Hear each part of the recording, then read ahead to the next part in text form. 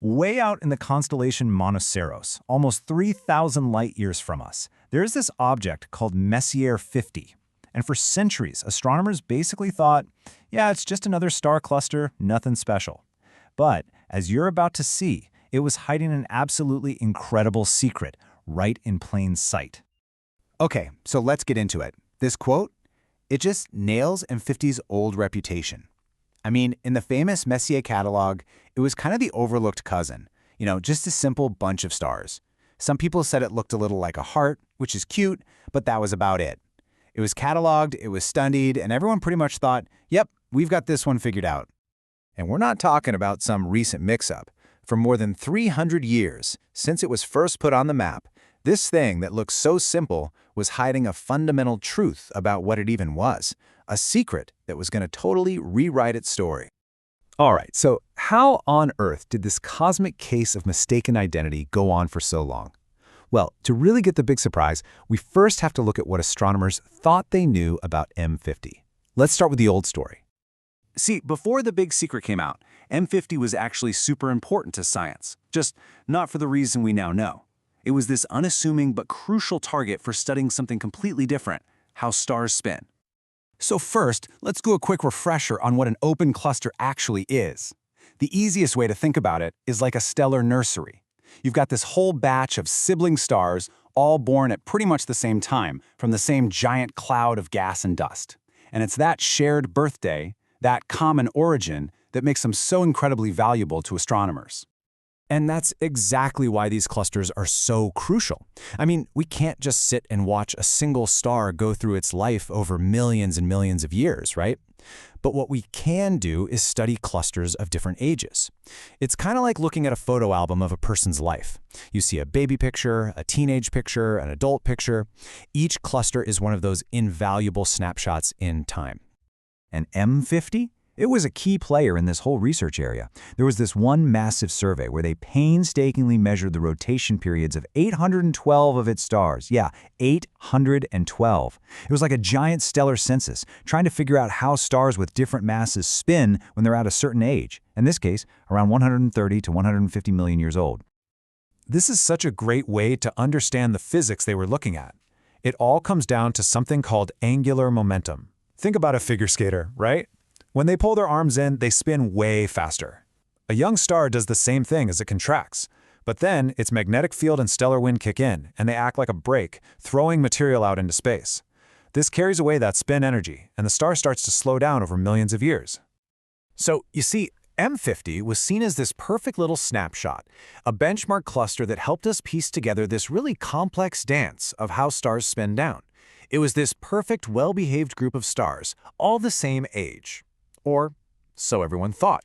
But then, something new came along, a brand new tool that gave us a view of the cosmos like we'd never had before. And when scientists pointed it at M50, something strange, a kind of glitch, popped up in the data. And the hero of this story? It's the Gaia Space Observatory from the European Space Agency.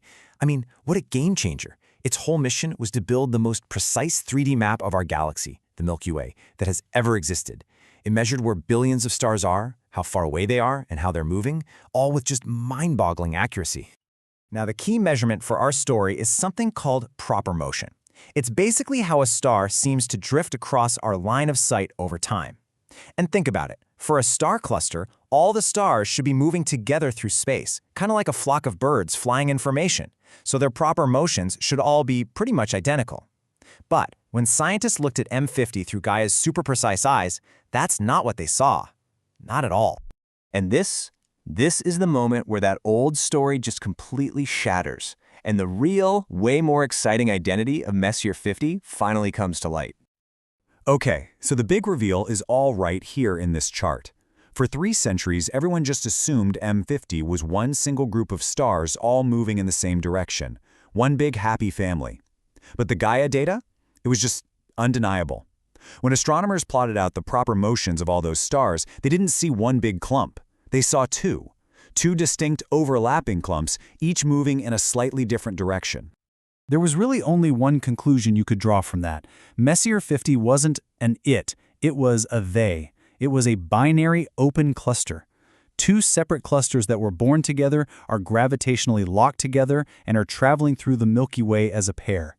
So, scientists gave the two parts new names, NGC 2323A and NGC 2323B. You can see right away that the A cluster has more stars, but check out the really critical data points here.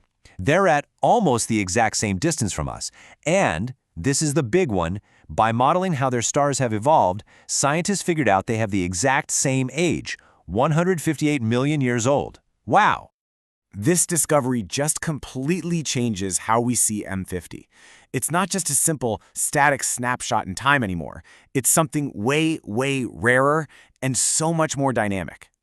So all the evidence is pointing to one thing. They're a primordial pair. I mean, think about it. In cosmic terms, they're practically neighbors, only about 40 light-years apart. Their speeds are almost identical, and that shared age, that's the smoking gun. They had to have formed together, out of the very same giant molecular cloud. And that's why this is such a big deal. M50 is not just a useful tool for studying star spin anymore. It has suddenly become one of the best examples we have of a binary star cluster. It's this incredible, rare laboratory for testing our theories about how these complex systems are even born and how they dance around each other over cosmic time. What's really cool is that using computer simulations, astronomers can basically tell the whole life story of this system, past, present, and future.